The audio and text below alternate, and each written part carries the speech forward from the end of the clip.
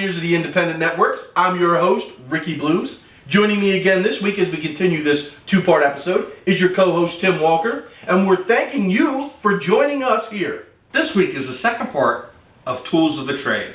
And friends, if you've joined us in the past, you know that it's our mission at PIN to bring you all those exciting persons, places, things, matches, organizations from the past that populated the Mid-Atlantic independent scene from the late 1980s to the early 2000s. Now, to go into the next little area that I want to talk about, Tim, I got a quick story. And it really doesn't have to do with wrestling, but it has to do with understanding what a gimmick is, understanding what the presentation is. And it's in the music field. Remember watching an interview a few years ago of Kiss.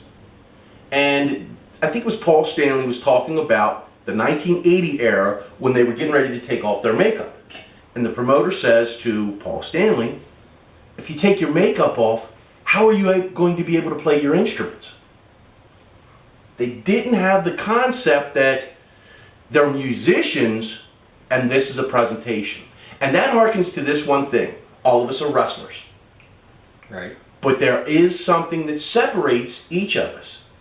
We don't know what that is until we find it, present it, and it catches fire. Right. And that's extremely important.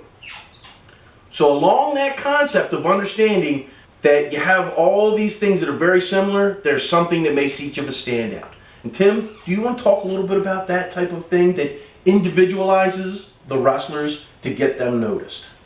What do you got there, Tim? I've got a 2x4. A 2x4. We could do in construction? No. Far from it. It's actually a 2x4. It's signed by Hacksaw Jim Duggan. Hacksaw Jim Duggan signing a 2x4 to his good friend, best wishes, Tim Walker. What's Hacksaw without his 2x4? Exactly. Kind of like Kiss without their makeup. Kiss without their makeup. You know, it's his trademark. What's Ivan Koloff without his chain? Ric Flair without his robes. The Road Warriors without their spikes. Exactly. Randy Savage without the big sunglasses, headbands, and that incredible cape. It's what identifies you. It makes It's you... what you catch on fire with. Exactly. A hacksaw. You identify with a hacksaw. Jim Duggan. I've seen Jim Duggan before he was Hacksaw Jim Duggan. Right. Right. And you know what? He's a lot better with Hacksaw Jim Duggan. As Hacksaw. With the hacksaw, yep. Right. And that's the thing that we want to talk about next now. Those little things that took a performer and moved them into that next atmosphere of being sought after by the fans. That generated that spark, that turned into that flame, that turned into making that person hot and desirable. It's something that the fans could identify with very easily. And it really identified the wrestler as well. Now, on the local scene, there was a lot of guys that were running around trying to get themselves noticed. And they understood that this being a visual business, there was a few things that they could do to get to that next level, to try and earn that push. Let's talk about, first, a guy who was near and dear to me. Went by the name of Watsumi the Rising Sun. Wink, wink, that was actually Ricky Blues under the hood. Ah, don't tell him that. I know, I just blew the entire thing. Ah. That was a closely guarded secret. It was. Who is that man behind the curtain, says the Wizard of Oz. And one of the things that separated Watsumi from the crowd, I used a little bit different variation. Instead of having trunks, I used the long karate pants. A different type of karate pants. Not a gi, a traditional gi, but karate pants that were, if you were anything involved with karate, you knew that they were competition karate pants. Pants that you would use during active competitions. Wore the regular wrestling boots, had my trunks under it. And then I made a mask, had a mask made that was like a ninja mask. And it was dark and it had some symbols on there, but they were dark too, that went in with the whole ninja concept. Right. And then I would wear a red gi with the black belt, and then there was a chainmail mask that went over top that kind of reminded people of feudal Japan. But it was missing something, because there was other people running around at that time on the different levels that had very similar stuff. Muda in NWA, WCW, Kabuki down in WCCW and different areas. But then the promoter said to me, what can you do other than all those neat little acrobatic moves in the ring that's going to separate you from the instant that people see you? Because we're running television and we want you to stand out. How are we going to be able to do it? So I went home with that request and I started the craft. And I was like, what would be neat? Well, how about we take a traditional ninja weapon, a boken staff, and we add something to it. So I built in an electronic fireworks system. Here against. Oh my goodness! Did you see that? Well, it's a little early for the 4th of July. Sparks! Wow! What a fireworks display by Watsumi, the rising sun. Quite an entrance there, Dave the Wave. That people said, holy cow, what's going on? It immediately caught your eyes. It did. That immediately caught your attention because you weren't expecting it. Right. And as soon as you are on your way to the ring, it immediately, everybody's eyes just went right to that. What is going on? And what is happening there? And because it's exciting. I mean, you've got fireworks and colors and that sort of thing. It added to the mystery of who is this guy. Let's watch a little more intently.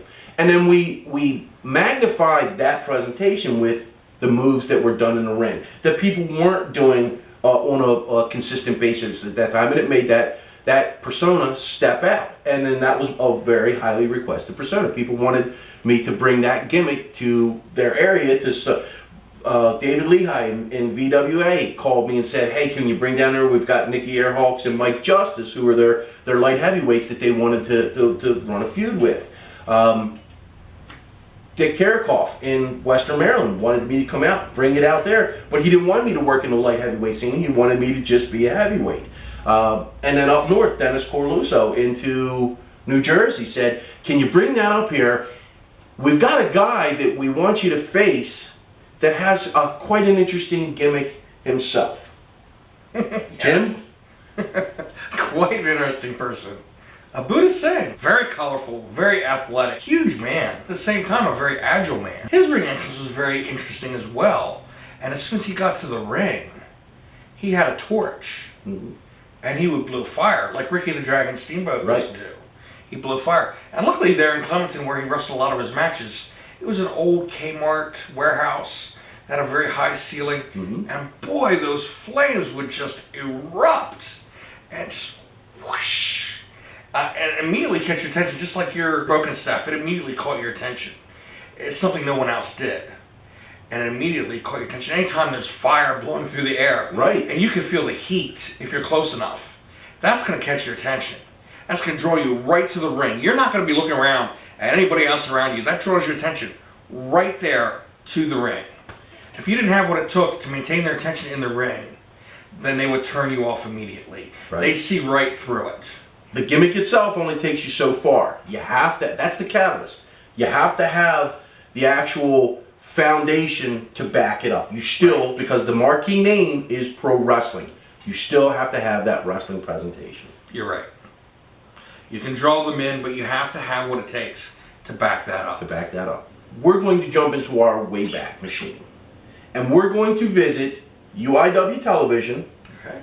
1992, the summer of 1992, for a very intriguing match. And it's all about that ring presentation. We're going to show our fans this week the match between Watsumi the Rising Sun and Adrian Hall in the middle of their feud. This is the Oriental submission match. So now you've got three different parts working. So join us as we take you back in time to revisit this very important match. Nonetheless, he's a tough competitor in the ring, but he's got a tough battle ahead of him. An Oriental submission match. I have never seen a wrestler come out and throw flowers to the guys. The way that I understand it, the only way that you can win this match is that if you submit to a submission hold, I assume. Oriental submission hold. All right. Dave the Wave, Watsumi. Interesting background on Watsumi the Rising Sun. He's from the United States, but he trained. Whoa! There goes that A little fireworks display here at the UIW here in Steeltown. Japanese, known for the manufacturing of fireworks, perhaps perhaps. And Adrian Hall, in an effort not to catch his pastel tights on fire, hops out of the ring. Like we were saying, Watsumi he lives in the United States. He was born and raised here, but was trained in Japan. All right, so we have Extensive martial arts background. a native-born and raised American who has embraced the Oriental martial arts. And if you've seen him before, those high-flying moves, he is absolutely amazing. Perhaps by the looks of the way he moves in that ring, just a rather different move there from Adrian Hall. Flies through the air. He does the moonsault flip off the top rope. The great Buddha made that famous, perhaps. The great A couple Buddha of quick had arm some drags. training. Who knows? Sends insatiable Adrian Hall scurrying for the ropes. And Adrian, that mask. I don't know, but I guess he wants to show his respect Evidently for Japan and the maintain martial his arts. anonymity, at least up to this point, in the UIW, Dave the Wave. Insatiable Adrian Hall. Like we said, a culture clash here, but it's going to come down to one thing in this match, and that's an Oriental submission hold. That's the only way you can win it. Jump over by Adrian Hall. Watsumi drops down again. Nice quick hip toss. Right back into that arm drag. That's what you got to do. Stay on the man. Adrian rolling out. Don't blame him. Haven't seen any submission holds yet. Well, Dave the Wave, I got to tell you, Adrian Hall's been chased out of the ring twice so far in this match. You have to wonder, though, how many Oriental submission holds does Adrian Hall know? He's been watching the Best of New Japan Volumes 1 and 2, maybe. Either that or maybe a big Bruce Lee fan. Who knows, Dave the Wave? Or staying up late and watching those Kung Fu movies. That's right. But I think he may get a lesson here today from Watsumi. I know for a fact that Watsumi is well-versed in all the Japanese. Look at that turnaround, Dave the Wave. There you go. What a move! Call it the Frankensteiner in some places. I call it just plain amazing. That head scissors takedown. Ooh, snaps the leg. Watsumi, What a move. Again, Adrian bailing out. Watsumi, the rising sun. Whoa! Over the top! Maybe some of that Dave the Wave! Tiger influence there. Right over the top rope. Watsumi, the rising sun. Dave the Wave, that looked like a tidal wave there, Something buddy. you see in Lucha Libre in Mexico, perhaps, as well. What? Oh, he's got the figure four out on the floor. It's a submission hold, but I don't know if it counts out on the floor. That's what I can't tell there. Joe DiCarlo looks like he's waving them back in the ring. Watsumi throws him back in on his own. Ooh, stiff shot right across the chest. That's how it is in Japan, tight and stiff. Body slam, drives him down. Watsumi setting him up for the moonsault, perhaps? No, something else. Okay. Something off the second rope here. A knee drop. drop. Goes for a cover. I don't know if covers counted. I don't know either. No, covers don't count.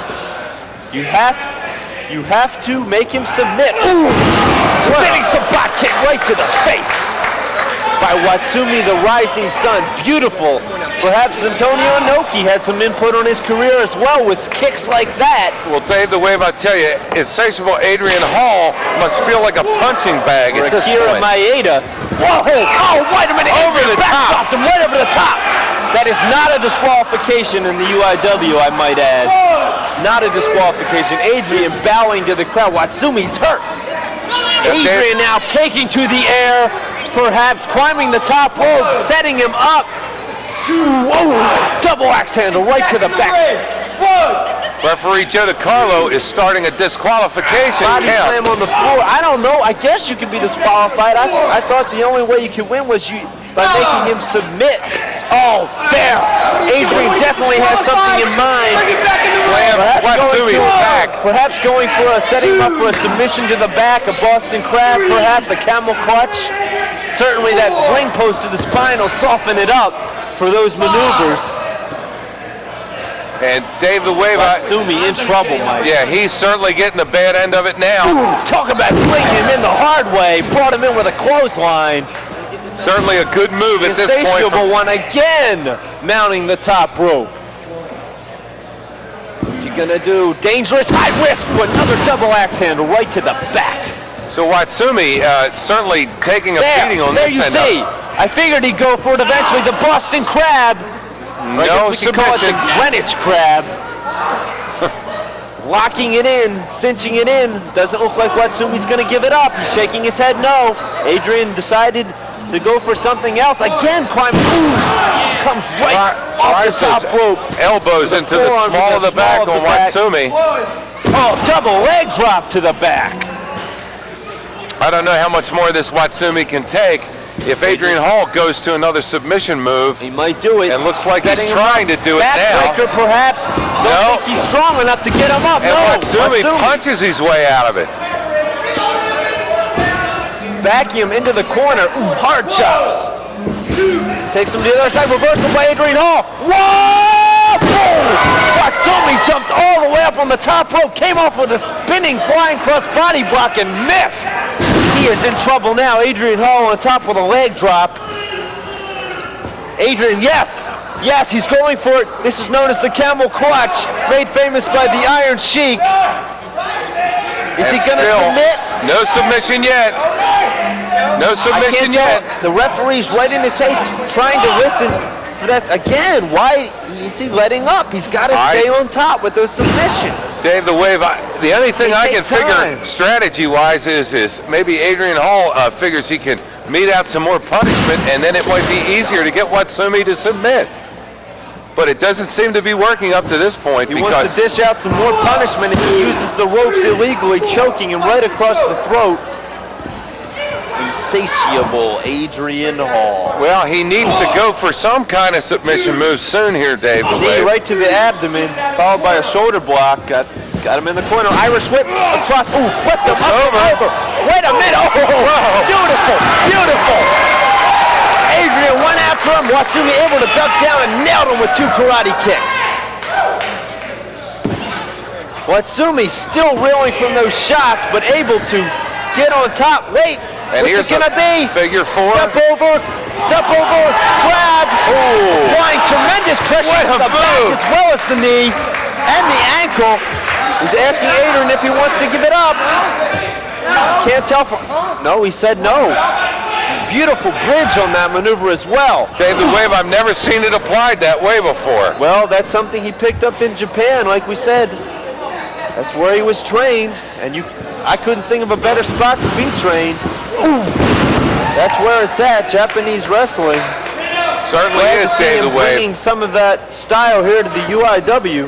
We're getting quite an exhibition here. Oh, look out. Under the crotch. Ooh, that patented suplex. Only Watsumi knows how to do it. Climbing the top rope.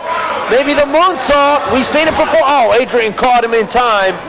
Oh, wait a minute. Oh, both no, on the second rope. The second. Ooh, dumped him down. Watsumi right onto the back. That was already weakened earlier. Looks like he's going to go for a submission again. Driving the knee into the back and holding on that chin, applying pressure. No, well, he gave up on that one too, Dave, the wave. He's going to try to apply some more punishment. A kick to the gut. Irish whip takes Watsumi. Watsumi reverses it. Oh, beautiful. Beautiful savate kick right to the chest. Reminiscent of something you see in the UWF. Tying him up. Here it is. The Oriental Cobra applying tremendous pressure to the throat and the water. And that's it. Giancarlo called for the submission. Incredible pain on that maneuver. Adrian could not take Dave, the wave. So you can see, ladies and gentlemen, that the presentation of the tools of the trade is extremely important in defining who you are as a professional wrestler. But it's only the surface. You still have to have that wrestling prowess. And that's what we've showed you a little bit this week, gave you a window into that world. For my co-host Tim Walker, I'm Ricky Blues. I'm really here. Yes, you are. There's no hologram this week. This is legitimate. We're thanking you for joining us. We're reminding you to join us again next week as we take another stroll down Concussion Lane and bring you just one more pioneer.